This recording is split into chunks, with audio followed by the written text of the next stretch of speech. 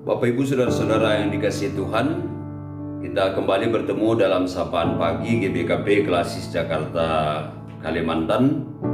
Sapaan Pagi yang terakhir pada tahun 2020 ini.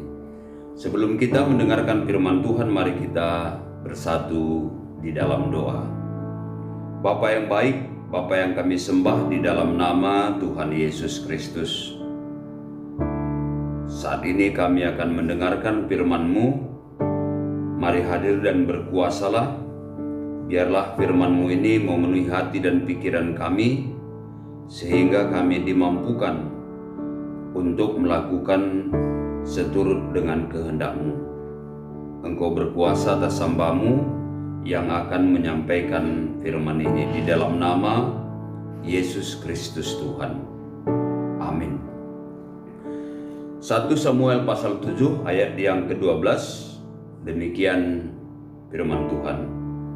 Kemudian Samuel mengambil sebuah batu dan mendirikannya antara Mispa dan Yesana. Ia menamainya Ebenezer, katanya, sampai di sini Tuhan menolong kita. Kata Ebenezer, Eben artinya adalah batu, sedangkan kata Ezer itu artinya penolong. Jadi kata Ebenezer dapat diartikan sebagai batu penolong. Di dalam Perjanjian Lama ada 3 kali dipakai kata Ebenezer. Pertama, kita dapat melihatnya dalam kitab 1 Samuel 4 ayat 1, dan perkataan Samuel sampai ke seluruh Israel. Orang Israel maju berperang melawan orang Filistin dan berkemah dekat Ebenezer, sedang orang Filistin berkemah di Afek. Kedua, itu dalam 1 Samuel pasal 5 ayat yang pertama.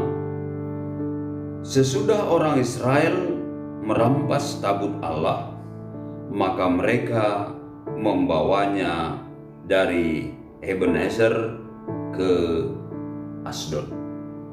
Yang pertama dan yang kedua ini menunjuk sebuah tempat atau lokasi atau alamat bagaimana mereka merasakan dan menamakan tempat itu bahwa Tuhan adalah penolong. Sedangkan dalam teks kita ini 1 Samuel 7 ayat yang ke-12 menunjuk kepada suatu monumen yang diletakkan oleh Samuel sebagai batu peringatan, bukan untuk disembah, bukan untuk dipuja, tapi untuk peringatan atas pertolongan Tuhan pada saat itu. Nama tersebut memiliki pengertian yang sama seperti pada 1 Samuel 4 dan 5, yaitu mau menyatakan tempat ini atau sampai di tempat ini Tuhan menolong. Bapak Ibu Saudara-saudara yang dikasihi Tuhan, Kamis 31 Desember 2020 ini adalah Ebenezer, adalah sebuah momen, saat atau waktu, tidak hanya untuk mengingat pertolongan Tuhan, tapi lebih dari itu adalah momen untuk mengucap syukur atas pertolongan Tuhan akan hidup kita. Dan tidak hanya sampai di situ, tapi lebih ditegaskan bahwa Ebenezer untuk memuliakan Allah yang telah menolong kita. Jadi bukan hanya mengingat, tapi kita harus mengucap syukur dan memuliakan Allah. Seperti apa yang dilakukan Samuel, seharusnya membantu kita untuk dapat memperhatikan momen-momen tertentu dalam hidup kita. Saat itu bagaimana Tuhan menolong kita dengan pertolongan yang luar biasa.